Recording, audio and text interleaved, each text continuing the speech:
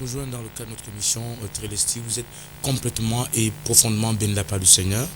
Nous sommes aujourd'hui encore dans le cadre de cette émission qui va nous entraîner dans une gloire extraordinaire de la part de l'Éternel. Vous connaissez déjà très bien que nous parlons d'une émission qui nous introduit dans le tout état complet de Dieu, parce que le Seigneur, Dieu a envoyé son Fils sur la terre et il est venu avec pour objectif de nous introduire dans une nouvelle ère, et par son œuvre sur la croix, sa mort et son humiliation, et surtout par le fait que Jésus ait poussé ce cri extraordinaire en disant Télesti, qui veut dire en langue française simplement tout est accompli, est une preuve réelle qui nous montre par là que réellement Jésus-Christ a accompli tout ce que son Père lui a envoyé faire. Dont nous avons besoin de nous ouvrir à ce Dieu et surtout de croire à ce message, à ce cri qui n'était pas juste un cri de détresse, qui n'était pas un cri de lamentation, qui n'était non plus un cri d'apitoiement, mais c'était un cri profond qui révélait une vérité profonde cachée du cœur de Dieu, une œuvre complètement achevée qui nous ouvre la porte aujourd'hui dans le cadre de l'éternité et qui permet aujourd'hui à ce que tous ceux qui s'adonnent à ce message, qui s'adonnent à ce cri, qui font confiance à ce cri que Jésus a poussé, puissent avoir la porte ouverte pour bénéficier de tous les trésors cachés de Dieu dans la dimension physique, la dimension spirituelle, la dimension surnaturelle, dans tous les aspects de notre vie. En réalité, Jésus nous fait entendre par ce message qu'aujourd'hui nous avons la possibilité, chacun de vous, chacun de nous, de pouvoir avoir accès dans le trône de la gloire et de bénéficier de toutes les richesses les plus imaginables que Dieu nous a réservées, qui avaient été justement données à notre ancêtre Adam, mais qui ont été détruits ou arrachés, volés par notre ennemi commun qui est le diable, qui secoue l'humanité et qui est responsable de beaucoup de chaos que nous vivons dans notre monde aujourd'hui. Alors nous bénissons le Seigneur parce qu'aujourd'hui, vous et moi avons la possibilité de pouvoir intégrer dans ce cri, c'est-à-dire bénéficier des grâces et des privilèges rattachés à ce cri qui a déchiré le ciel, qui a été à l'origine du tremblement de terre, qui en même temps a été à l'origine de la résurrection de plusieurs personnes qui étaient mortes bien avant le temps et qui ont été ramenées en vie grâce à ces cris. Alors si aujourd'hui vous êtes là à la maison, vous êtes connectés avec nous dans cette émission, je voudrais vous dire que par cette émission, c'est pas juste des discours, ce n'est pas juste une perte de temps pour nous, ou bien une manière, une méthode ou une façon pour nous de gratiller un peu du temps en passant un peu, on n'a rien à faire, on va se mettre devant une émission comme celle-ci. Ce n'est pas une émission qui passe partout, c'est une émission qu'il vous faut, c'est l'émission de l'heure, c'est l'émission de votre génération, c'est d'elle dont vous avez besoin pour expérimenter le tout est accompli de Dieu dans la grâce du Seigneur. Donc avec cela, nous avons la possibilité de pouvoir vous communiquer avec vous ensemble, recevoir vos appels, recevoir vos SMS, ou en même temps pouvoir prier pour vous en direct ici quand nous sommes connectés. Nous avons nos numéros qui sont au bas de l'écran, donc je n'ai pas besoin de vous rappeler. Et nous allons donc vous introduire aujourd'hui dans un thème qui sera un thème particulier dans lequel nous allons vous entraîner, qui a été avec nous depuis le début de cette émission. Depuis, c'est la troisième partie aujourd'hui, que nous allons vous donner l'occasion de pouvoir voir. Mais avant tout, je vais prier avec vous à la maison. Si vous êtes à la maison, je vous demanderai de fermez vos yeux une minute, je vais prier pour vous, pour introduire cette émission aujourd'hui dans le cadre de son sous-thème Vaincre le dévoreur, dont nous vous entretenons depuis quelques temps aujourd'hui. Je vais prier pour vous ensemble à la maison au nom de Jésus-Christ. Prions plutôt le Seigneur. Éternel Dieu des armées, je voudrais prier en ce moment où nous sommes connectés dans le cadre de notre émission, dans cette chaîne de télé que tu nous as donnée, qui est une œuvre parfaitement préparée pour le salut des nations. Je prie Seigneur que tous ceux qui se sont connectés maintenant ou qui viennent de nous joindre dans le cadre de cette émission puissent avoir les yeux ouverts, parce que je voudrais m'adresser à tout ce beau monde aujourd'hui et je voudrais que le Saint-Esprit ouvre les yeux de ceux qui ont besoin d'entendement, de ceux qui sont disposés, qui se posent des questions et qui ont besoin d'être éclaircis, d'autres qui sont souffrants à la maison, qui sont malades, qui sont troublés, qui sont perturbés dans leur spirit, dans leurs dimensions spirituelles, dans le paranormal ou dans le pararéel, et qui ont besoin d'une visitation de la part du Seigneur. Seigneur, je prie que ton esprit puisse se manifester, que toutes les familles qui vont nous écouter aujourd'hui puissent bénéficier aussi de cette grâce que tu nous as donnée, de pouvoir avoir la connaissance des Saintes Écritures. Que le Saint-Esprit se serve de ce moment pour toucher toutes les personnes malades, bloquées, même si elles sont touchées déjà par un virus quelconque qui se promène, se détend dans l'horizon, dans le monde entier, et qui fait des dégâts énormes. Que le Seigneur puisse étendre sa main pour vous toucher dans votre maison. Je ne connais pas l'objet de votre sollicitude, l'objet de votre sollicitation, la préoccupation de votre cœur, mais je prie que le Saint-Esprit, pendant que nous serons en train de boucler, avant que nous puissions boucler cette émission, que Dieu vous visite dans vos maisons, qu'il vous fasse grâce et qu'il agisse, qu'il intervienne pour les problèmes, les situations et les événements qui vous entourent et qui sont l'objet des troubles et perturbations de votre destinée. Que le nom du Seigneur soit glorifié. Pendant que vous répondez Amen à la maison, le Seigneur vous touche, vous guérit, vous restaure, vous ouvre les yeux et vous connecte à la grâce qu'il nous a réservée en cet après-midi au nom de Jésus-Christ. Amen. Donc nous sommes là aujourd'hui dans le cadre de notre émission. Je n'ai pas plus besoin de présenter. Vous connaissez déjà, c'est Vendredi l'Éternel qui est avec nous, qui m'a accompagné aujourd'hui, qui va m'accompagner durant toute cette émission. Je voudrais directement entrer dans le vif du sujet qui nous entretient depuis un bon bout de temps, le vaincre le dévoreur. Nous sommes partis très loin pour nous retrouver aujourd'hui à la troisième partie de cette émission. Mais permettez-moi, chers amis, frères et sœurs, et ceux qui viennent se connecter, ceux qui viennent de découvrir cette émission, je parlerai très posément ce matin parce que je suis venu avec un esprit, beaucoup plus d'instruction en même temps pour pouvoir vous ouvrir les yeux et les oreilles pour entrer dans la grâce de Dieu et bénéficier dans la profondeur de ce que Dieu a préparé pour nous, pour vous à la maison.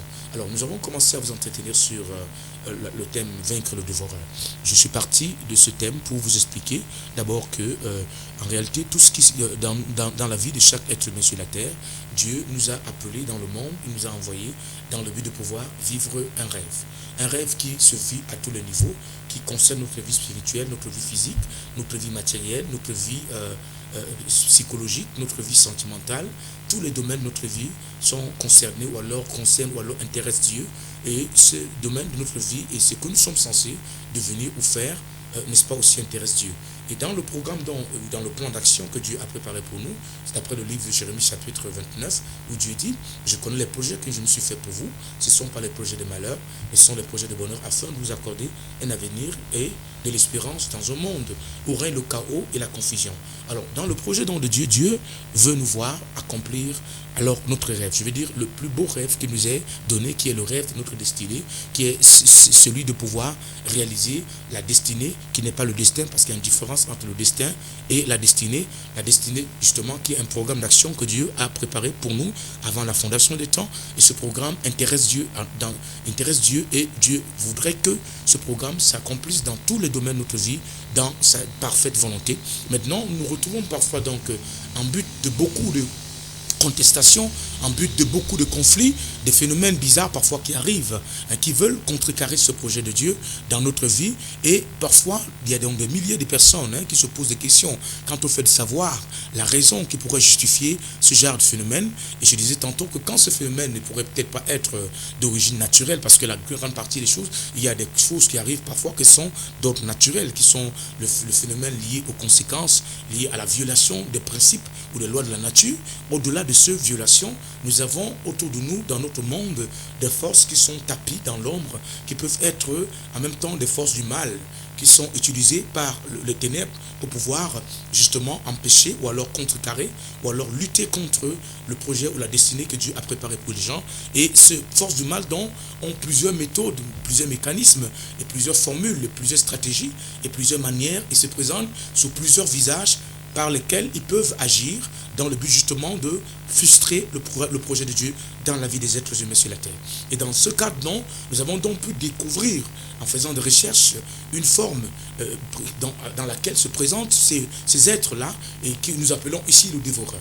Et nous sommes donc partis de là avec vous ensemble pour poser justement la problématique en ce qui concerne le dévoreur, pour savoir qu'est-ce que c'est qu'un dévoreur.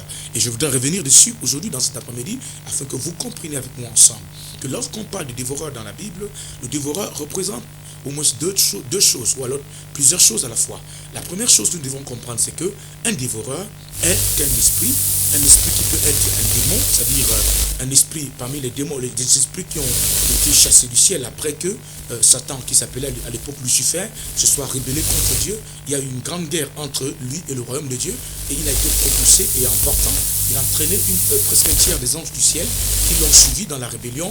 Et ces anges, donc, qui étaient les anges à l'époque, qu'on a commencé à appeler par après les anges déchus, a perdu donc leur place et leur rôle et le nom qu'ils portaient d'ange, et ils ont commencé à porter un nouveau nom qu'on appelle démons. Donc les démons, c'est quoi? C'est des anges déchus, des esprits qui travaillaient avec Dieu, qui étaient en mobilisation avec Dieu, qui servaient Dieu, mais qui se sont rebellés en suivant Satan dans la rébellion, et justement, et qui ont perdu dans leur place auprès de Dieu, et sont donc devenus des démons, et qui sont là à la disposition de celui qui est leur nouveau maître, qui est le diable, qui aussi à l'époque s'appelait Lucifer quand il était encore avec Dieu, et qui après la chute a perdu donc sa place et son nom.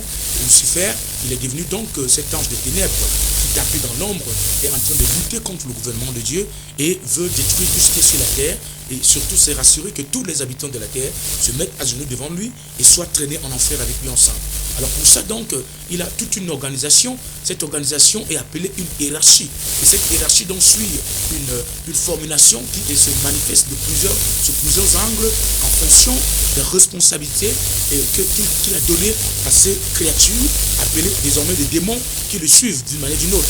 Ainsi donc, on aura donc une hiérarchie qui est spirituelle, c'est-à-dire qui n'est pas visible, que nous appelons des démons, des esprits mauvais qui travaillent avec le diable et qui ne peuvent pas être visibles, mais qui parfois peuvent partir de l'invisible et agir dans le visible et retrouver leur forme spirituelle, c'est-à-dire leur forme immatérielle qui les permet de pouvoir justement faire des dégâts dans notre monde. Alors nous avons donc dit que quand on parle de dévoreur, la première chose qu'il faudrait comprendre ici, c'est que un dévoreur c'est quoi? C'est un démon, c'est-à-dire un esprit diabolique tapis dans l'ombre qui travaille pour la cause de Satan et qui a pour objectif de remplir les mêmes fonctions et les mêmes objectifs que Satan lui-même. Et la question donc, c'est de savoir quelles sont les fonctions ou les objectifs de Satan, quel est son travail sur la terre. L'un des travaux qu'il fait, Jésus l'a dit dans le livre de Jean, je crois que ça doit être le chapitre 10, si je ne me rappelle pas, parlant du dévoreur et son activité, il a expliqué que le dévoreur vient pour détruire, égorger, abattre, provoquer la mort et créer tout ce qui peut être comme chaos. Donc en réalité, les démons qui sont au service de Satan travaillent comme des dévoreurs parce que leur mission justement est de venir faire la même chose que leur maître, qui est celle de détruire, dévorer, et abattre et créer le chaos dans le monde entier et dans la vie des êtres humains, surtout pour que ces âmes ne puissent point avoir la possibilité de s'approcher de Dieu ou de faire confiance en Dieu. Ça c'est donc la première partie. Quand on parle, le premier sens, quand on parle des dévoreurs, c'est des démons qui sont tapis dans l'ombre, ou des esprits mauvais qui travaillent avec le diable et qui font un travail très très néfaste contre les destinées des hommes sur la terre, qui ont pour objectif d'empêcher aux êtres humains d'accomplir le rêve pour lequel Dieu les a conquis, les a établis dans ce monde, ou alors la raison de leur existence. Et ces démons veulent empêcher aux êtres humains, aux nations de la terre, aux rois, à tous ceux qui sont là, qui sont dans ce monde, de ne pas arriver à atteindre l'objectif de leur rêve ou alors de leur ambition ou de ce pourquoi Dieu les a appelés, si ce n'est qu'à une condition qui est celle de pouvoir les mettre à genoux, c'est-à-dire pour qu'ils le suivent dans la même rébellion dans laquelle les démons les ont suivis. C'est comme ça son objectif. Donc, quand on parle ici des dévoreurs, il s'agit d'abord de mauvais esprits, qui sont des esprits méchants, qui portent aussi le nom des démons, qui ont plusieurs appellations dans la Bible et qui poursuivent la même mission que leur maître Satan en fonction de leur dimension hiérarchique et de la position à laquelle Satan les a confié cette mission à réaliser sur la terre. Ça, c'est la première chose. Quand on parle aussi du dévoreur ici, le dévoreur, c'est quoi? C'est aussi des stratégies, des méthodes, ou alors des formules ou des mécanismes, ou en quelque sorte des stratégies, ou alors en quelque sorte un certain nombre de phénomènes que les démons peuvent mettre en exergue, utilisant des êtres humains, mais qui sont gagnés à la solde de Satan, qui travaillent aussi, c'est-à-dire qui ont rejoint la rébellion de Satan, c'est-à-dire qui se sont joints aux démons et qui, utilisant des forces, ou alors l'appui de Satan, recevant l'appui venant de Satan, et ces démons ont la capacité de nuire aussi à leur semblable, c'est-à-dire un cousin va nuire à son cousin, une tante peut nuire à sa petite nièce, et alors ainsi de suite. Un parent peut nuire à son enfant, comme un enfant qui gagnait à la solde de ce Satan se retrouvera en train de nuire aussi à sa maman ou à sa famille, et la famille donc va se retrouver en train d'être privée d'un rêve, d'un bonheur que Dieu a confié à cette famille, alors qu'elle ne devrait justement pas vivre le tas de choses qui se passent autour d'eux. Et on se pose donc mille questions, parfois dont on n'arrive pas à trouver la réponse. L'objectif donc de ce message est de vous ouvrir les yeux pour que vous compreniez exactement qui est le dévoreur, comment est-ce qu'il fonctionne et comment pouvoir l'identifier pour savoir par la suite dans ce message,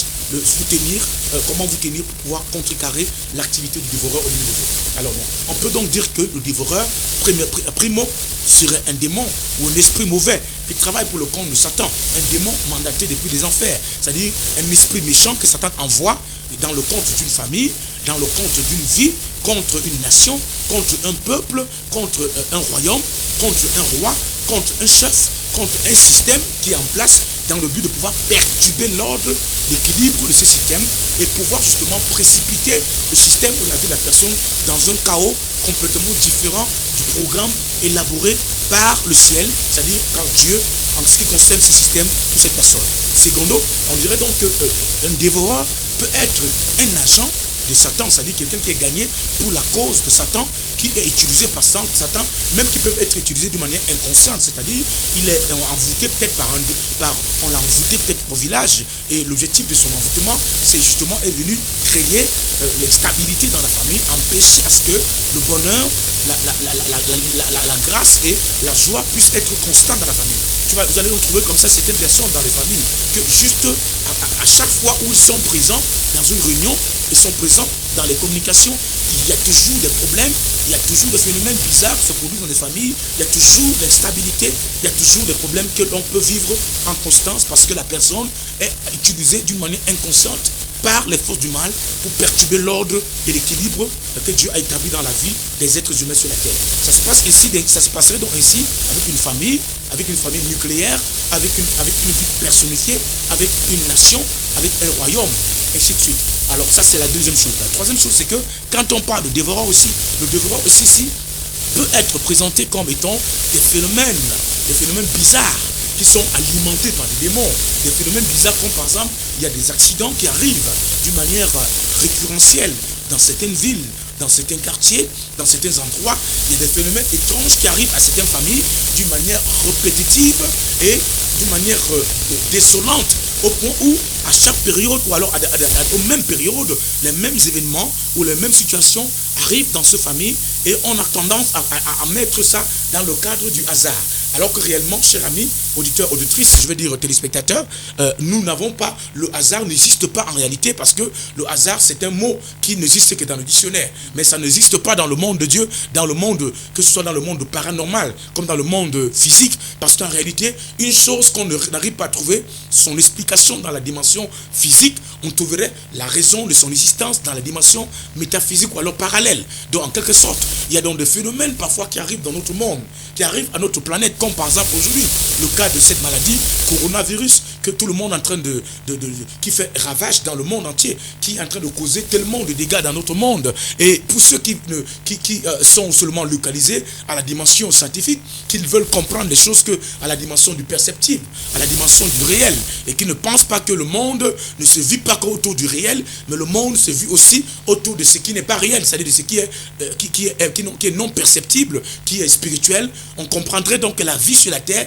n'est pas seulement régie par des phénomènes que l'on peut comprendre, que l'on peut analyser par la science ou alors par la connaissance de la mathématique ou alors par des équations, mais il arrive qu'il y a des choses qui arrivent dans notre monde dont leur origine, leur source ne sont que de la dimension spirituelle, c'est-à-dire la dimension du paranormal, mais qui influencent la vie sur la terre des hommes, dans la vie physique sur la terre. Et ces phénomènes donc parfois qui sont la plupart du temps causés par justement ces créatures maléfisantes, ces créatures diaboliques, ces créatures machiavéliques qui ont suivi le diable dans son mouvement et qui savent qu'ils n'ont pas beaucoup de temps à vivre sur la terre, parce que la Bible déclare que Satan étant projeté sur la terre, il y a une parole qui a été prononcée par Dieu, dit « Malheur aux habitants de la terre, parce que le diable est venu vers vous, animé d'une colère très ardente, tout en sachant qu'il aura peu de temps. Alors il doit s'assurer que pendant le peu de temps qu'il a, il puisse mobiliser tout ce qu'il a comme artillerie pour essayer de mettre mal à l'aise les habitants de la terre et les contraindre justement à pouvoir le suivre, parce que en fermant tous les issues de solutions à la dimension normale, à la dimension de la dimension normale, les êtres humains donc à la recherche des solutions vont commencer donc à vouloir tendre la main à ces forces du mal, à ces forces machiavéliques qui sont tapées dans l'ombre pour chercher à porter des accalmies sur la planète Terre. Alors on a un truc comme par exemple le virus, ce virus coronavirus aujourd'hui, que tout le monde est en train de voir seulement comme étant un virus naturel. Mais j'ai suivi, je pense que c'était hier, le président français faire une déclaration très très très forte en disant que nous sommes en guerre. Et je me suis juste posé la question à savoir, nous sommes en guerre contre qui? Il a dit, nous sommes en guerre contre un ennemi. Mais l'ennemi, il l'a avoué d'une manière inconsciente peut-être que c'est un ennemi invisible. Donc ils reconnaissent par là entièrement que nous sommes dans un monde qui est tapé, donc qui est influencé par des forces du mal, influencé par des puissances qui agissent, parfois passant du monde spirituel, et donc les conséquences peuvent être physiques. Et le nom qu'on donne à ces créatures, le nom qu'on a l'habitude de donner souvent, c'est qu'on appelle des maladies, on appelle des pandémies, on appelle des épidémies, mais en réalité, le vrai nom qu'on devrait donner à ces manifestations, à ces actions qui se déferlent dans notre monde d'une manière incontrôlée, un véritable nom qu'on devrait donner cela, on devrait les appeler les dévoreurs. Les dévoreurs sont donc des créatures qui sont tapées dans l'ombre et elles savent qu'elles n'ont pas beaucoup de temps sur la terre. Elles doivent accomplir la mission de leur Satan qui est leur maître, qui est celle de pouvoir mettre la terre dans un problème très grave et de contraindre les habitants de la terre à se mettre à genoux devant lui, c'est-à-dire à se mettre à l'adorer, parce que le principal but de Satan est de chercher à vouloir l'adoration à Dieu, parce que depuis le début de la création, depuis la nuit des temps, ça a toujours été ça son rêve. Réussir à s'asseoir sur le trône de Dieu, être Dieu à la place de Dieu, et contraindre les habitants de la terre à se mettre à genoux pour l'adorer. Et il y a plusieurs dont justement qui l'ont suivi et qui sont en train de l'adorer sans le savoir, en acceptant par exemple les offres que cette créature maléficente propose par le moyen de la corruption, par le moyen des pratiques malsaines, par le moyen des consécrations à des forces maléfiques, par le moyen des fusions, ou alors le fait de pouvoir se décider d'appartenir à une loge, à quelque chose de ce genre. On est en train de pouvoir accepter, se soumettre à lui et vouer un culte à cette créature maléficente qui n'a pour objectif que d'entraîner les habitants de la terre en enfer avec lui ensemble. Donc, quand on parle de dévoreurs, chers amis, téléspectateurs, téléspectatrices de Christ Vision TV, connectés dans cette émission, comment on appelle, l'émission Télesti, j'aimerais vous dire aujourd'hui que le dévoreur, c'est tous ces phénomènes étranges qui arrivent dans notre monde, sur notre planète, et qui tendent à déstabiliser l'ordre et l'équilibre de la planète Terre. Dieu n'a pas créé l'homme pour que l'homme soit en train de subir autant de choses qu'il subit aujourd'hui, mais parce que l'homme a perdu le contrôle de la création, en perdant l'autorité que Dieu lui a donnée, le diable a récupéré cette autorité, et il s'en sert aujourd'hui pour pouvoir punir l'homme en utilisant des démons qui sont tapés dans l'ombre, des créatures maléfisantes que l'on appelle des démons, qu'on appelle des mauvais esprits, parfois que ce sont souvent des trolls, qui sont aussi des esprits géants, qui sont placés dans l'ombre et qui sont en train de causer des dégâts dans le monde, parfois des accidents qui arrivent à certaines compagnies d'avions, qui arrivent dans les routes, qui arrivent dans des bateaux, ou alors des phénomènes étranges tels que des maladies ou des épidémies qui surviennent de nulle part. Et donc, comme je suivais hier le président Macron disait qu'après cette situation, je pense que les habitants, ça nous donnera une idée pour pouvoir reprendre la considération que nous devions avoir des choses et savoir qu'on ne peut jamais dire que tel ou tel ne peut jamais arriver. Parce que le monde n'est pas contrôlé par les armes physique, le monde n'est pas contrôlé par la technologie, le monde n'est pas contrôlé par les nouvelles technologies ou alors les nouvelles méthodes technologiques qu'on essaie de développer avec les formules c'est pas scientifique que l'on découvre au fil du temps. Il y a un domaine, il y a une partie de l'univers qui est sous le contrôle des forces du mal, qui est sous le contrôle des puissances obscures, qui décident de pouvoir influencer le monde ou alors de jeter les sorts sur la terre quand ils le veulent, au moment où ils le veulent, pour pouvoir accomplir un programme qui a été bien élucidé, bien préparé, bien organisé par le prince des ténèbres qu'on appelle Satan, qui a plusieurs noms dans la Bible et qui a plusieurs visages par lesquels nous le connaissons. Donc quand on parle de dévoreur, cher ami, le dévoreur peut être une maladie bizarre, une pandémie, un événement bizarre qui se produit d'une manière anormale et qu'on n'arrive pas à contrôler et qui se promène de lieu en lieu, qui va d'endroit en endroit, qui part de ville en ville, qui s'en va de maison en maison et qui peut causer des victimes et laisser des morts et laisser des familles dans des pleurs et des deuils. Ça, c'est ce que nous appelons le dévoreur.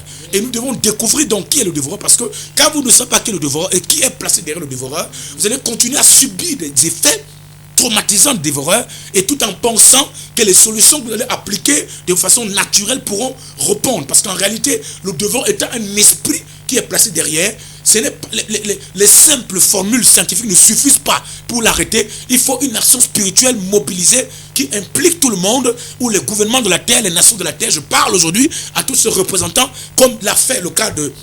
La dernière fois, je crois que c'était dimanche, le président Trump, lorsqu'il s'est levé, il a fait une déclaration solennelle très forte que j'ai d'ailleurs encouragé en tweetant dans son site. Lorsque j'ai eu cette déclaration et lorsqu'il a demandé le pays entier, tout le pays, toute la nation américaine, il a voté une journée solennelle de prière par rapport à cette pandémie que le monde est en train de connaître aujourd'hui. En réalité, pour pouvoir arrêter le dévoreur, il faut une action spirituelle combinée avec une action physique. Parce que le dévoreur vient dans la dimension du paranormal et il vient infliger une activité ou une action. Il pose un acte dans le monde physique, mais il provient du paranormal, il vient du monde irréel, si vous voulez, du monde métaphysique, et il crée donc des dégâts dans le monde physique et il retourne dans le monde spirituel. Donc si vous voulez régler cette question, vous pouvez seulement vous tenir sur le monde physique. Pour vouloir apporter des solutions physiques, il faut aller dans le monde de l'au-delà pour régler déjà la situation, parce que l'emprise spirituelle part du monde métaphysique, mais les conséquences sont physiques, mais la réalité de son action sont mobilisées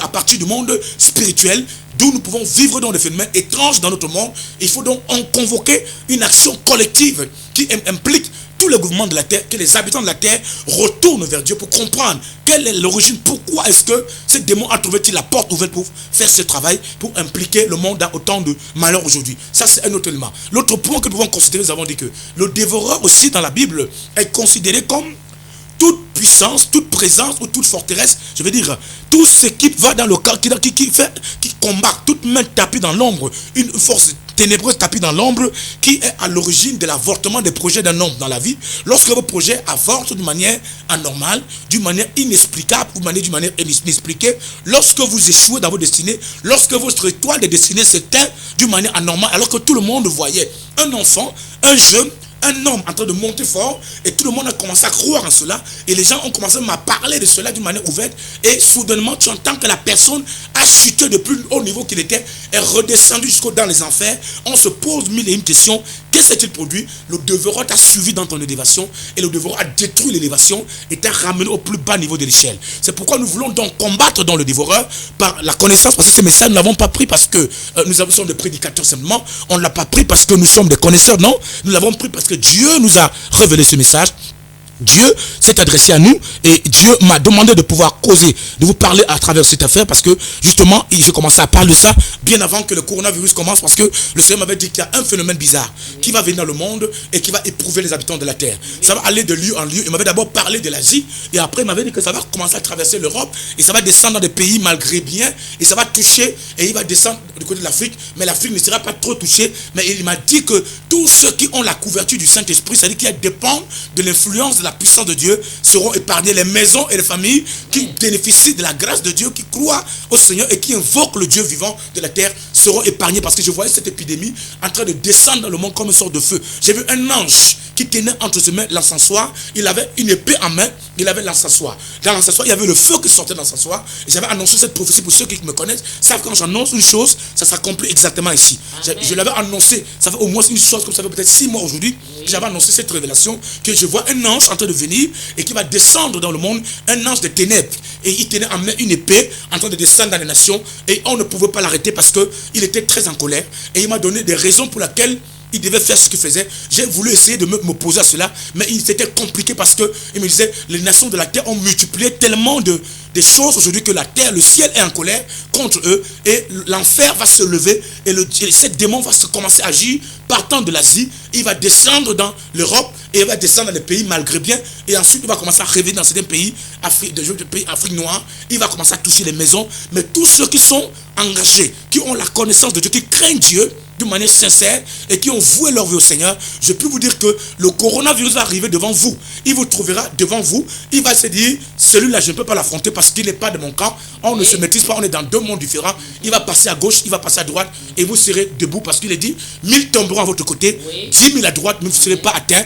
Vous verrez seulement comment vos ennemis vont tomber, mais vous ne serez pas touchés. Alors quand je vois des enfants déjà en train de s'agiter dans la peur, la crainte, au point de marcher, si et là, trembler parce que tout le monde a peur de cela. On s'enferme dans la chambre, on reste ici. C'est bien une manière de pouvoir demander aux gens de te prendre des mesures. Ça, c'est bon, de prendre des mesures. Mais la solution n'est pas seulement de rester dans ces mesures. La solution, c'est que nous cherchons à découvrir la dimension spirituelle de la présence, cette pandémie, en réalité, qui est un démon relâché par l'enfer, qui est un dévoreur et qui est venu donc pour dévorer des vies sur la terre, dévorer la santé, déstabiliser la terre par ce phénomène bizarre et qui va mener les habitants de la terre à pleurer et à crier. Donc tant que les hommes ne se retournent pas vers Dieu pour dire Seigneur, nous voulons revenir à toi, que les gens se posent la question pourquoi cette affaire est venue et pourquoi il a autant surpris tout le monde au point où malgré tout ce qu'on a comme mesure et capacité, on n'arrive pas à identifier, on n'arrive même pas à localiser. Il y a un problème, ça veut dire que sa source est purement spirituelle et il en est ainsi de plusieurs autres malheurs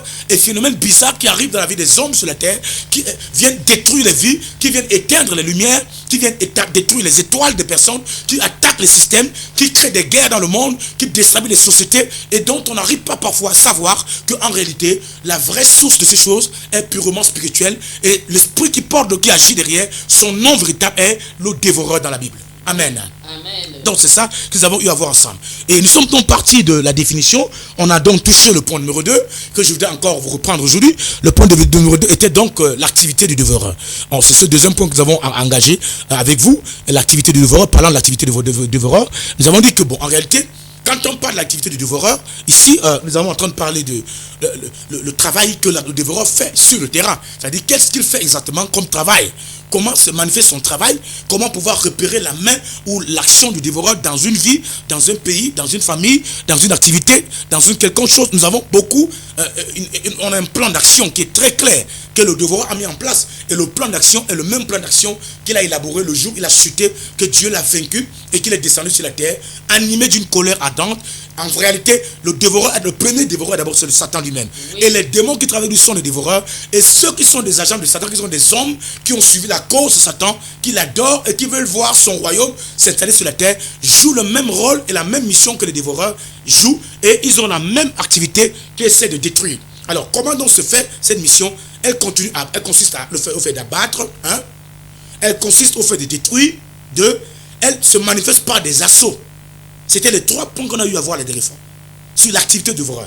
Le dévoreur agit pour abattre, il agit pour détruire, il agit par des assauts. Et pour comprendre ce phénomène, nous sommes appuyés sur le livre de Juges, chapitre 6, verset 1 au verset 16, que nous avons lu avec vous la dernière fois, parlant justement du cas de Madian, avec le cas de Gédéon et le cas de tout son village et tout Israël, qui était composé des habitants, dont la grande majorité était composée des agriculteurs, était constituée des gens qui travaillaient dans le domaine de l'élevage, et Madian donc était l'un des fils d'Abraham, c'est-à-dire le fils de Ketura, qui est l'une des femmes d'Abraham, parce que en réalité Abraham avait demandé à sa maman d'aller s'installer dans son pays d'origine pour éviter une future guerre entre lui et Isaac, qui était le fils de la promesse. Alors Ketura donc était parti avec son enfant, ils se sont installés dans un pays étranger, qui était dans leur pays, et ils avaient tout ce qu'il fallait, mais ils ont gardé dans leur cœur la rancune et la colère due au fait qu'Abraham n'a pas permis qu'ils puissent rester ensemble avec Isaac pour bénéficier des privilèges de Canaan.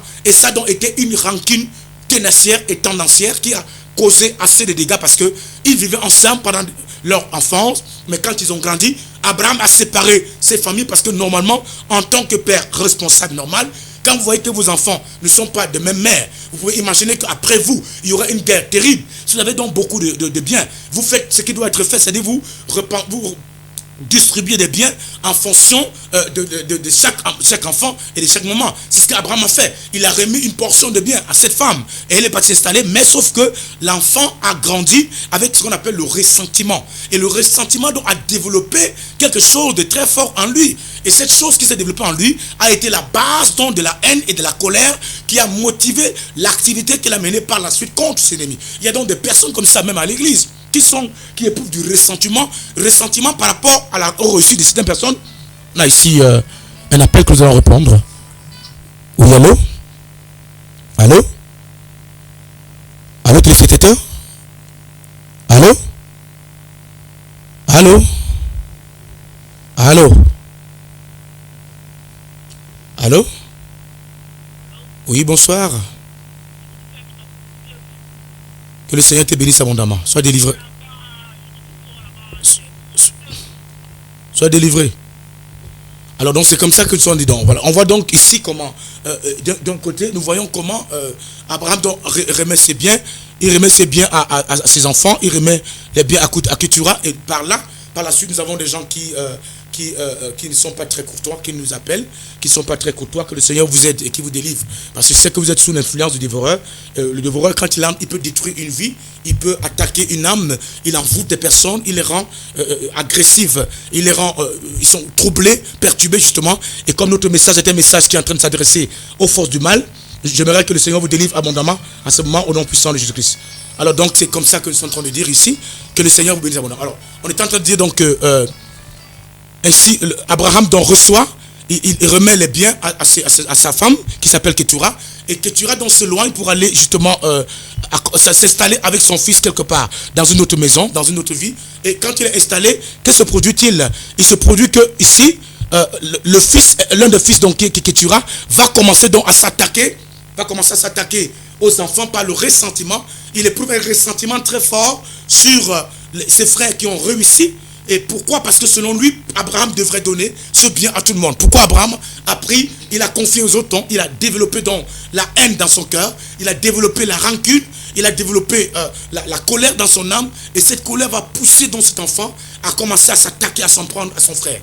Il y a beaucoup de personnes dans le monde, beaucoup de personnes dans les familles aujourd'hui qui sont dans les mêmes situations, qui vivent les mêmes problèmes dans les familles, parce qu'ils se disent qu'on les a méprisés, on ne les a pas considérés, on n'a pas accordé assez d'importance, on les a peut-être mis de côté, on les a peut-être fragilisés, se retrouvent en train d'être animés par là. Et c'est un ressentiment, et le ressentiment les pousse à commencer à développer la haine, et cette haine donc s'est poursuivie par la suite par un nombre de phénomènes qui se sont produits et qui ont été à l'origine de beaucoup de malheurs qu'on a vus dans ces familles. Et on va se rendre donc compte que ce garçon qui est justement le fils d'Abraham, qui s'appelle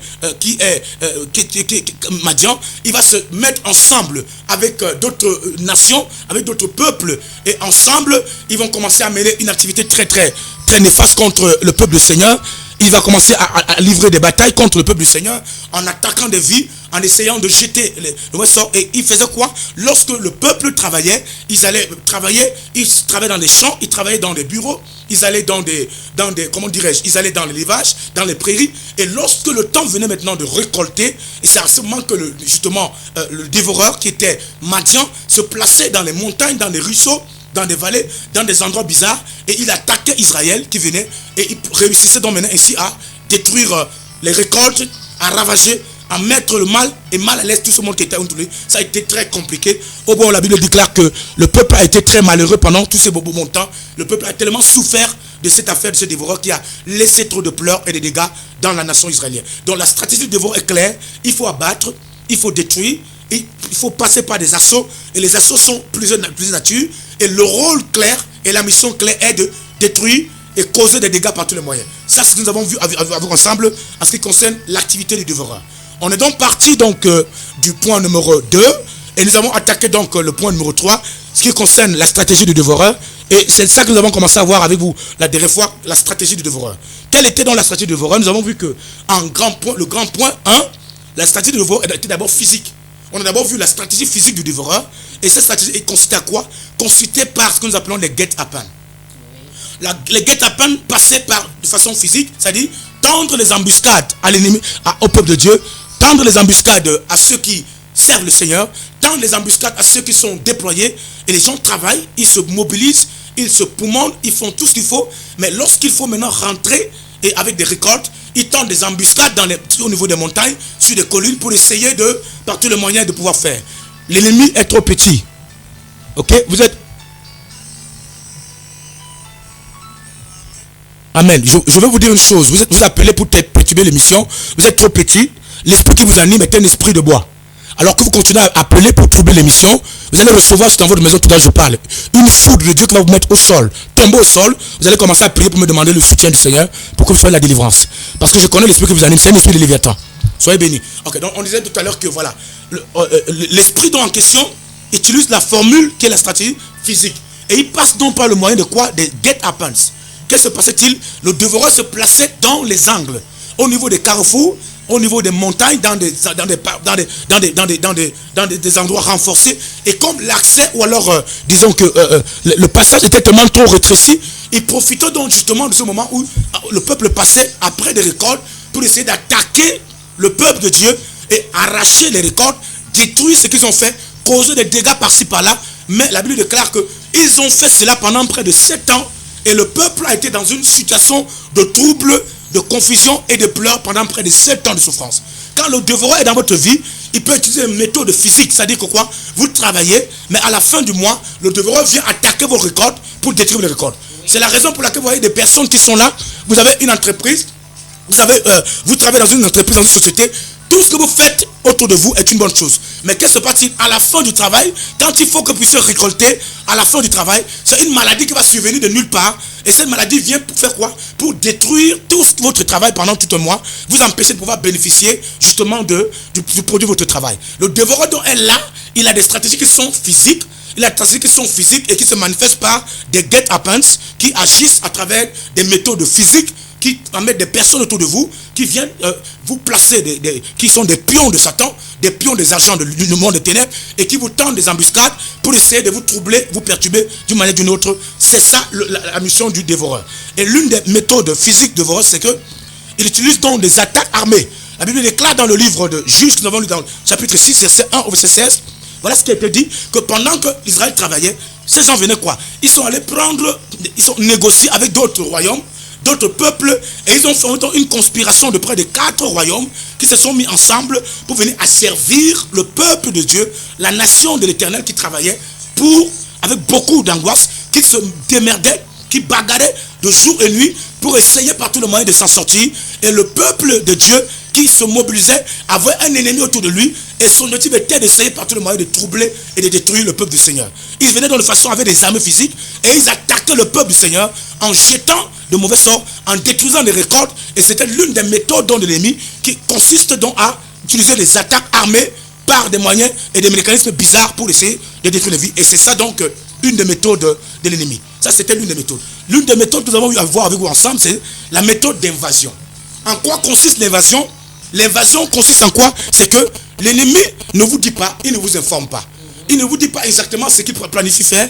Il ne vous communique pas le programme d'action. Mais pendant que vous attendez le moins, il arrive d'une manière subite et il vous envahit.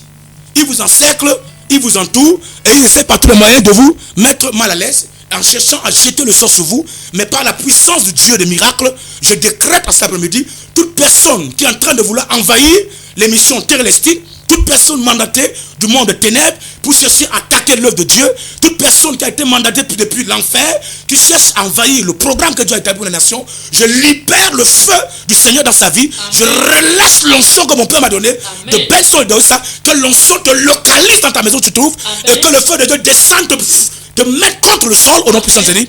Que tu n'aies qu'une seule chose, commencer à prier pour demander le soutien de l'aide du Seigneur. On ne peut pas affronter l'œuvre de Dieu. On ne peut pas s'attaquer à l'œuvre du Seigneur. On ne peut pas s'attaquer à un prophète que Dieu a mandaté. On ne peut pas arrêter une œuvre que Dieu a mandatée. Oui. Les dévoreurs sont là. Ils sont des gens qu'on a payés, des personnes qu'on a remis de l'argent. Oui. Des personnes qui sont animées d'un esprit de Léviathan, dont leur mission est d'essayer de détruire le peuple de Dieu, d'attaquer ce que Dieu a mis en place, de troubler la maison du Seigneur. Mais vous êtes trop petit pour le faire. Amen. Parce que je suis un prophète des nations. Dieu m'a mandaté pour apporter la délivrance aux nations, apporter la lumière sur la nation de la terre. Oui. Vous êtes un trop petit pour chercher à s'opposer à l'œuvre du Seigneur.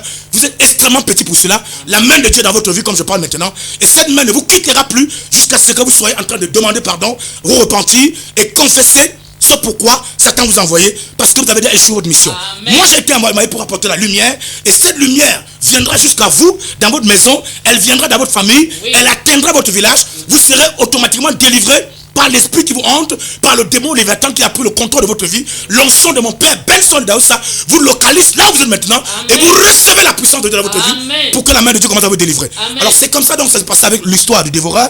Il a une activité très grave. Sa mission est très claire. Il faut détruire par tous les moyens. Il faut envahir, et on vous envahit dans votre sommeil. On vous envahit dans votre vie physique. On vous envahit dans tous les domaines de votre vie. On sait exactement ce dont vous rêvez, et on cherche à vous encercler, on cherche à vous détruire par tous les moyens, et c'était ça le travail du dévoreur. Donc le dévoreur a travaillé tout pendant près de 7 ans de souffrance, en essayant de troubler le peuple de Dieu, en essayant de causer des dégâts, en essayant de causer la honte auprès du peuple du Seigneur. Mais le Seigneur a été grand parce que lorsque le temps est arrivé, le Seigneur a porté sa main, il a délivré le peuple de l'emprise de Satan. Amen. Là, c'était donc l'une des méthodes de dévoreur que nous avons eu à voir avec vous ensemble. On a parlé de la formule de la surprise. La surprise consiste à quoi? C'est que c'est une surprise, c'est d'une manière soudaine. Soudainement, le dévoreur arrive. Soudainement, vous ne vous attendez pas. Vous vous levez le matin très bien. Vous n'avez pas un problème. Vous n'êtes pas malade. Mais soudainement, il y a une attaque que vous recevez dans votre cœur. Qu'est-ce qui produit? Le dévoreur a remarqué en vous que la stabilité dans le domaine sanitaire vous permet de pouvoir vaquer à vos activités. Oui. La stabilité dans votre vie sanitaire permet à ce que vous puissiez prendre soin de vos enfants. Oui. La stabilité dans la vie sanitaire permet que vous puissiez vaquer à vos préoccupations et à pouvoir servir le Seigneur. Le dévoreur donc va arriver dans la nuit. Un cousin, un ami, quelqu'un vient te saluer. Quelqu'un vient vers toi et tu penses que cette personne est une personne simple alors qu'on l'a envoyé. Il vient seulement vous toucher et par le contact, il va déclencher un phénomène dans votre vie. On vous dit qu'il y a eu arrêt cardiaque. Quelqu'un vient du village avec la nourriture, de la nourriture préparée. Quelqu'un vient du village avec le gombo, avec le pistache et vous venez vous donner sur la maison. À peine vous consommez, le dévoreur commence à se manifester. C'est toute la maison qui est infectée. C'est des gens qui commencent à tomber par-ci par-là. Que se passe-t-il? Le dévoreur est venu d'une manière en surprise. Vous a surpris quand vous ne le savez pas. Oui. Il arrive dans votre sommeil. Il vous surprend quand vous ne le savez pas. Et il commence à diriger ses assauts contre vous. Voici en quelque sorte l'activité du dévoreur que nous avons eu, la stratégie de dévoreur que nous avons eu à développer avec vous au courant des émissions qui sont passées. Nous avons vu que c'était de cette manière que le dévoreur donc agit comme étant la stratégie, c'est la stratégie physique. Et nous sommes partis donc de la stratégie physique. Nous avons parlé de la stratégie spirituelle qui consiste en quoi? L'élément 1. La stratégie spirituelle consiste au phénomène de l'incarnation. Ok? On a parlé de la formule de l'incarnation. Dans le livre de Jean, chapitre 1er, nous voyons comment on nous présente Jésus comme étant la parole. Au commencement de toutes choses, la parole était Dieu. Oui. Elle était avec Dieu. Mais la parole ne pouvait pas accomplir la mission pour laquelle le ciel l'a destinée s'il n'y a pas eu le phénomène d'incarnation. Il a fallu donc que la parole quitte la dimension parole. Elle se détache de Dieu. Elle s'incarne en un personnage humain. Elle prend la forme humaine. Sous un personnage physique, avec des dispositions physiques en lui, et portant en lui tout ce qui est de physique, et les défaillances physiques, et le corps physique, pour parvenir à réaliser une mission qui avait une dimension physico-spirituelle sur la terre. Alors Jésus donc doit s'incarner, et pour s'incarner, qu'est-ce que produit-il? Il est obligé de passer par une nouvelle, un oracle. Et l'oracle ici, c'est l'ange de Dieu qui apparaît à Marie, et qui annonce un message à Marie. Un message de l'apparition d'un enfant, ou alors de Dieu qui va arriver sur la terre. Dieu qui arrive sur la terre va passer par la forme des entrailles de Marie, qui va localiser les entrailles de Marie, et par le phénomène d'une grossesse qui ne s'explique pas, dont Marie va tomber enceinte, l'esprit donc quittant la dimension spirituelle en tant qu'esprit, va prendre la forme physique en s'incarnant, et c'est par le phénomène de l'incarnation que Jésus va arriver sur la terre. Et pour que cela soit possible, il faut que le ventre d'une femme soit localisé. Donc quand on parle du phénomène de l'incarnation, l'incarnation est différente de la réincarnation. Parce que la réincarnation n'existe même pas. L'incarnation existe, mais la réincarnation n'existe pas. Oui. L'incarnation, c'est lorsque l'esprit décide de quitter la dimension de l'esprit et intégrer un corps, soit un corps humain, ou un objet, ou un animal, mais surtout un animal, un corps qui vit, qui porte en lui des énergies, qui porte en lui une certaine vie, et surtout le sang, parce que l'âme de toute chair est dans le sang, qui va venir habiter dans une âme ou dans un esprit porteur d'un âme. Et c'est à partir donc de là que la chose donc qui est en la personne ou qui a pris la forme de la chair peut commencer donc à agir pour pouvoir atteindre son objectif. Donc l'ennemi dont le dévoreur donc parfois se sert de la forme de l'incarnation, se sert dans le phénomène de l'incarnation pour agir. Nous allons voir ici. Apparemment on a dû recevoir un message, si je ne suis pas en train de me tromper, on a un message ici qui nous a été envoyé. On a reçu un perturbateur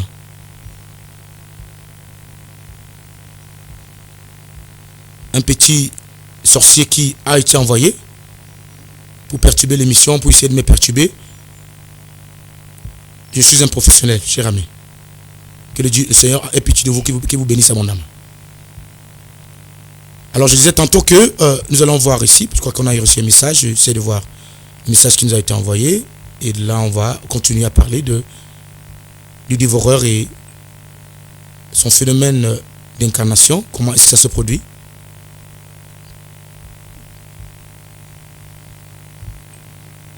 Ok, c'est pas un message important. Donc je disais tantôt que, ok, donc l'ennemi arrive, le dévoreur vient d'une manière par la stratégie du dévoreur, c'est, je veux dire, la stratégie est partie de la manière d'abord physique, on a parlé du physique. Maintenant nous sommes entrés dans la dimension spirituelle. La stratégie donc spirituelle du dévoreur, elle est d'abord, elle passe par le phénomène physique et ensuite par le phénomène spirituel. Et le phénomène spirituel se manifeste d'abord par l'élément que j'appelle l'incarnation. Et nous avons donc vu que Jésus a dû s'incarner, c'est-à-dire prendre la forme. Un esprit qui quitte la dimension spirituelle doit prendre la forme d'un homme ou alors entrer dans une personne, habiter un corps physique pour pouvoir accomplir les desseins de son maître. C'est pourquoi donc on a donc des personnes qui sont sur la terre que vous voyez comme étant des êtres humains, mais en réalité qui ne sont pas des êtres humains. C'est des esprits incarnés. On appelle le diable étant le prince de la puissance de l'air. Il s'appelle aussi en même temps l'ange de lumière. L'ange de lumière, pourquoi? Parce qu'en réalité, il a la capacité de prendre la forme de lumière. Il a une fausse lumière qu'il émet, qui fait croire aux gens que cette lumière est une vraie lumière. Mais au fond de cette lumière, c'est les ténèbres qui sont cachées. C'est-à-dire que quoi? Il vient te donner de l'argent, il te propose de bonheur, il te propose de l'amitié, mais derrière cette amitié, c'est la mort qui t'attend, une mort d'abord physique et qui sera accompagnée par la mort éternelle s'il n'y a pas de repentance. Donc cette fausse lumière donc permet à ces démons, à ces esprits de quitter la dimension du surnaturel et venir donc soit intégrer un corps physique, c'est-à-dire venir entrer sur une personne par le phénomène de l'envoûtement, par une chose qu'on a mis à une personne, l'esprit va venir entrer en lui et l'esprit donc va commencer à l'agiter. Et c'est pourquoi on voit dans la Bible plusieurs personnes. On voit le cas par exemple de ce monsieur qui était un légionnaire, qui était possédé par des esprits et dont les esprits le poussaient à aller dans les cimetières. Les démons en question faisaient ce qui les rendait violents. Quand on l'attache avec des chaînes, il brise les chaînes. On l'amène dans tel endroit, il casse l'endroit. On l'enferme dans la chambre, il brise la chambre. Et il était tous les soirs en train d'aller dans les cimetières. Parce qu'en réalité, l'esprit qu'il habitait était un dévoreur. L'objectif était de détruire sa vie et empêcher à ce que cet homme puisse connaître la paix et le bonheur. Et il l'amenait à prendre des bouteilles et à se faire des entailles dans le corps, à se blesser lui-même. Donc le dévoreur, quand il habite une personne, soit il peut venir entrer dans un corps et commencer à détruire la vie de la personne partant de l'intérieur. Ok? Il prend la forme, il entre dans une personne par une forme de possession, par une forme d'envoûtement, et il commence à te pousser à te détruire toi-même. Le dévoreur va entrer en toi, et parce qu'on t'a envoûté, et tu vas te mettre en train de fumer la cigarette. Tu fumes, tu es malade, mais tu continues à fumer. Tu n'arrives pas à arrêter de fumer. Qu'est-ce qui se passe-t-il? Le dévoreur est présent dans ton corps, par le canal d'un envoûtement, passé par la cigarette. Certains, c'est avec l'alcool. Il n'arrive pas à comprendre comment se fait-il qu'il est parti, ou elle est partie à l'hôpital. Le docteur a dit, tu as déjà une cirrhose de foie. Et cette cirrhose de foie est provoquée par l'abus de l'alcool et de toutes ces choses qu'on consomme qui détruisent l'être humain. Ok? Dieu dit, celui qui détruira le temple de Dieu sera détruit par Dieu lui-même. Oui. Ton corps est le temple de cet esprit. Oui. Et maintenant, quand tu commences à prendre la drogue, tu consommes, et la drogue, tu prends les marijuana, tu consommes ces choses-là, tu te rends sous l'emprise, tu deviens violent, tu attaques les gens de ta famille, tu rends la famille mal à l'aise, tout le monde est mal à l'aise à ta présence. Il y a un dévoreur qui est dans ta vie. Il te dévore de l'intérieur. Il détruit ta vie de l'intérieur. Il ne veut pas, il t'utilise toi-même pour te détruire toi-même. Oui. Donc le dévoreur n'est pas seulement ce qui vient de l'extérieur. Le dévoreur peut être en toi sans que tu le saches. Mais il est en train de te détruire. Il détruit tes relations. Il te rend une personne mauvaise. De l'intérieur, il te pousse à détruire tes relations toi-même. De l'intérieur, il te pousse à détruire tes relations, à détruire ton argent, à détruire ta vie, à détruire ta famille, à détruire tes enfants, à détruire ta famille, à détruire tous tes amis. Tu te retrouves seul. Parce que la dernière mission de dévoreur, c'est de te tuer physiquement et de te détruire pour entrer en enfer. Donc, c'est pas le phénomène de l'incarnation. L'incarnation, on peut se passer par le fait qu'un esprit quitte le monde paranormal et il entre dans un corps et il commence à utiliser le corps pour atteindre l'objectif de Satan dans la vie de ce corps. L'incarnation peut se produire aussi par le phénomène du fait qu'un démon quitte la dimension du paranormal, se transforme en empruntant le corps d'une personne décédée qui servait le monde des ténèbres. Ok? C'est la raison pour laquelle toutes les personnes que vous voyez qui ont servi le diable, comme marabout, satanistes d'une manière ou d'une autre, quand elles meurent, Satan a le droit de venir réclamer leur corps et leur âme. Et il peut utiliser leur corps physique pour revenir sur la terre. Et vous allez dire comme on a rencontré telle personne qui est décédée, ça fait 5 ans. En réalité, ce n'est pas la personne qu'on a rencontrée, mais la personne, le démon qu'il utilisait, comme il se rend compte que la mission pour laquelle il avait été envoyé n'est pas terminée, veut revenir sur la terre. Et pour revenir donc, un esprit mauvais va prendre la forme de la chair de cette personne la forme physique de la personne va réapparaître sur la terre et on va la revoir en disant que on est en train de voir les phénomènes, les apparitions de telle créature alors que la personne est déjà partie. Parce qu'en réalité, la personne servait le monde des ténèbres. Oui. Et comme elle est morte, le diable a le droit d'utiliser son corps et son esprit et son âme. C'est pourquoi on dit que les morts ne sont pas morts. Parce que quand tu n'es pas mort dans le Seigneur, tu ne connais pas le repos dans l'autre monde. Si tu es mort à la sorcellerie, tu es par la sorcellerie envoûté parce que tu es un sorcier. Il peut utiliser ton corps physique que tu utilises dans le monde physique et revenir sur cette forme-là pour commencer à traumatiser la famille. Pour faire peur aux gens. Pour jeter les mauvais sorts. Et pour accomplir une mission ou alors s'infiltrer. Ils savent que s'ils reviennent sur la forme, telle forme, les gens n'auront pas peur. Les gens vont facilement adhérer. Ils vont facilement accepter la personne parce qu'on la connaissait. Et c'est pourquoi ils veulent reprendre ce corps. Le démon veut ce corps parce que ce corps le plaît. Parce que vous savez, il y a des abris qui ne plaisent pas aux démons. Oui. C'est pourquoi les démons veulent les belles femmes, les hommes qui sont beaux, les jeunes hommes qui sont beaux. C'est pourquoi c'est vous qu'on veut envoûter. Parce qu'ils savent que votre corps attire. Et par votre corps, ils peuvent faire des victimes. On te choisit, toi, jeune fille, parce qu'on sait que tu es une belle jeune fille. Oui. Tu es brune, tu es claire. Tu es une belle fille avec des belles formes. Les esprits ne te choisissent pas pour rien. Il y a des qualités, il y a des performances, il y a des conditions de choix même dans le monde des ténèbres. On te choisit parce qu'ils savent que tu as du répondant en toi. Et c'est par rapport à ce répondant que le diable veut travailler. Oui. Il va donc utiliser donc ces personnes qui ont des prédispositions pour être utilisées par le monde des ténèbres. Et ils vont revenir t'habiter par un envoûtement, par un esprit qui vient avoir des rapports sexuels avec toi, par un homme, une femme qui va coucher avec toi, et par ce contact, il va entrer dans ta vie. Il va commencer à te contrôler. Et tu es dans la nuit, tu vois la personne dans les rêves. Partout tu t'envoies, la personne te suit. Tu entends sa voix. Et tant que tu n'as pas suivi sa voix ou tu n'as pas vu, tu n'es pas tranquille. Tant que tu n'as pas fait les rapports avec la personne pendant au moins 2 fois ou 5 fois par jour, tu n'es pas normal. Qu'est-ce qui se passe-t-il? Il y a un dévoreur qui est présent dans ta vie. Il est entré de quelle manière? Il a pris une porte spirituelle qui lui a été ouverte. Qui peut être la porte du sexe, la porte de l'alcool, la porte du tabac, la porte du vagabondage sexuel, la porte de la colère, la porte de la haine. Toutes ces portes sont des portes spirituelles disponibles qui permettent aux dévoreurs de s'infiltrer et d'accomplir ses ambitions dans la vie des hommes. Et c'est comme ça donc que beaucoup de personnes ont des esprits habitant en eux, sont sous l'influence d'un démon, d'un ancêtre mort. On t'a donné le nom de ton ancêtre, le nom de ton papa, le nom de ta grand-mère, qui était une vieille sorcière. Et lorsque la vieille mère mourait, avant qu'elle ne meure, peut-être qu'elle ne t'a même pas connue. Mais qu'est-ce qu'il produit? Parce que l'écho du nom de cette femme dans le monde spirituel, on la reconnaissait comme étant la déesse dans la sorcellerie. Oui. Elle était reine dans la sorcellerie. Donc en prenant son nom qu'on te donne, tu hérites en même temps de son héritage spirituel. C'est pourquoi on vous demande de faire très attention avec les noms que vous donnez aux enfants. Les noms que vous donnez à vos enfants influencent leur vie parce que les personnes à qui vous donnez le nom, les gens en question, si ce sont des gens qui sont impliqués dans des ordres mystiques, ont des pouvoirs diaboliques, ont des énergies négatives, ces énergies vont se transmettre dans la vie de vos enfants à qui vous avez donné les noms et vont commencer à les influencer. Et par le moyen de le nom, l'esprit va entrer dans la vie de l'enfant et va commencer à influencer sa vie. Et le devoir ne sera pas de l'extérieur, il sera de l'intérieur. Donc il y a des gens qui ont le devoir dans leur vie, mais il n'agit pas de l'extérieur, il agit de l'intérieur. Il est donc entré par quel moyen? L'un des moyens, c'est le moyen des noms qu'on donne.